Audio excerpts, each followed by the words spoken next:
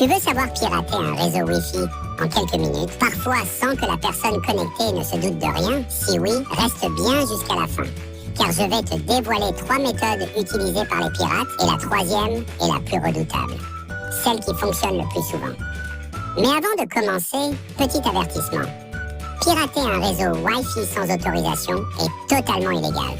Ce que je vais te montrer est uniquement pour comprendre comment les pirates agissent et, surtout, comment se protéger efficacement. Méthode 1. La force brute. La première technique est connue sous le nom de force brute.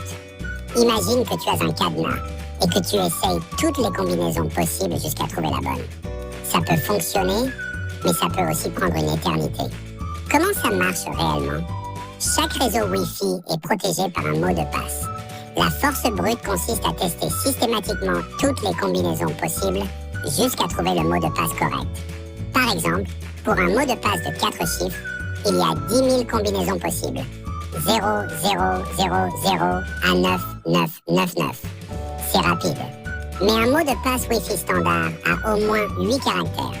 Les pirates utilisent des logiciels comme Aircrack NG ou H4, capables de tester des millions de combinaisons par seconde. Pour accélérer, ils utilisent même parfois des cartes graphiques très puissantes, GPU. Mais la force brute a une limite. Si le mot de passe est long et complexe, c'est pratiquement impossible à réussir sans y passer des décennies. Méthode 2. L'attaque par dictionnaire. La deuxième méthode est beaucoup plus intelligente que la force brute, l'attaque par dictionnaire. Principe. Au lieu de tester toutes les combinaisons possibles, le pirate essaie uniquement des mots de passe qui existent déjà. C'est un peu comme essayer uniquement les clés que les gens ont réellement fabriquées pour un cadenas particulier. Les pirates utilisent des listes de mots de passe appelées dictionnaires. Le plus célèbre s'appelle RockYou, contenant plus de 14 millions de mots de passe récupérés lors de fuites de données. Comment savoir si ton mot de passe est vulnérable? Tu peux aller sur des sites comme Have I Been Pwned pour vérifier si ton mot de passe ou ton adresse email a déjà été exposé dans une fuite.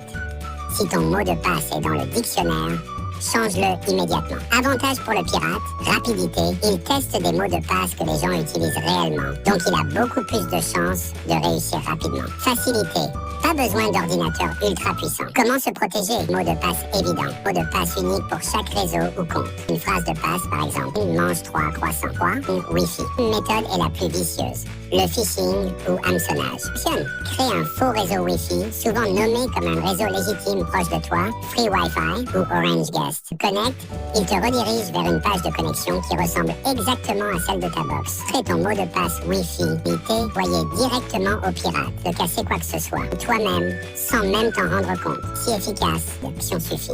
Le trace de test de mot de passe peut récupérer exactement ce qu'il veut. Passe, signifiant d'autres informations. Protégé, connecte jamais dont tu n'es pas sûr à 100%. Toujours le nom exact du réseau Wi-Fi. Connexion VPN lorsque tu utilises des réseaux publics.